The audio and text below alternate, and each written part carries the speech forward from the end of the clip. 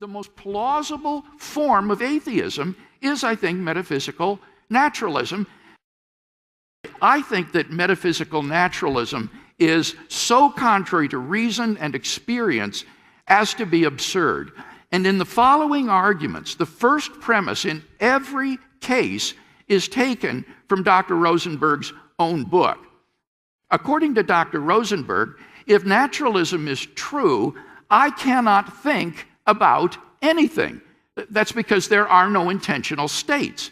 But 2, I am thinking about naturalism, from which it follows 3, therefore, naturalism is not true. So if you think that you ever think about anything, you should conclude that naturalism is false. Second, the argument from meaning.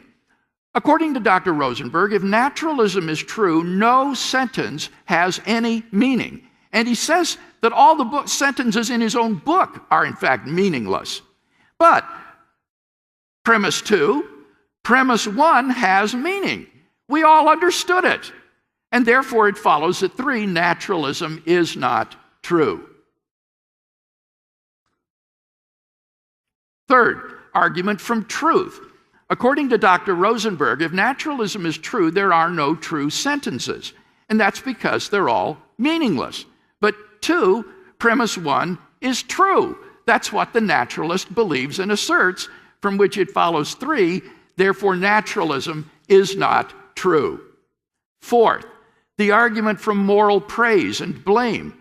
According to Dr. Rosenberg, if naturalism is true, then I am not morally praiseworthy or blameworthy for any of my actions, because, as I said, on his view, objective moral values and duties do not exist.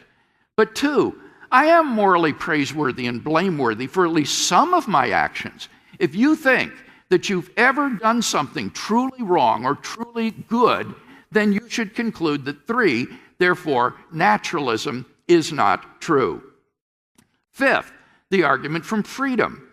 According to Dr. Rosenberg, if naturalism is true, I do not do anything freely. Everything is determined.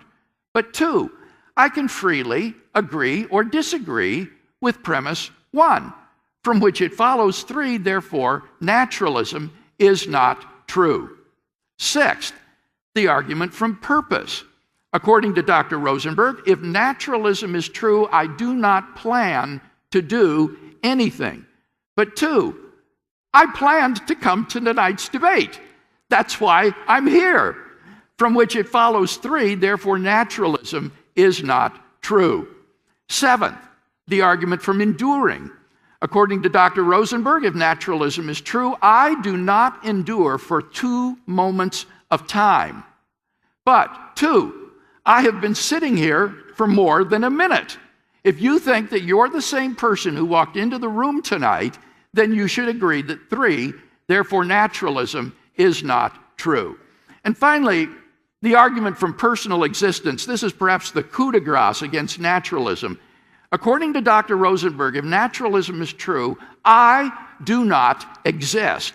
He says there are no selves, there are no persons, no first-person perspectives. But 2, I do exist. I know this as certainly as I know anything, from which it follows, therefore, naturalism is not true. In a word, metaphysical naturalism is absurd. And notice that my argument is not that it is unappealing. Rather, it is that metaphysical naturalism flies in the face of reason and experience and is therefore untenable. But if God does not exist, then I think metaphysical naturalism is true. The most plausible form of atheism is, I think, metaphysical naturalism.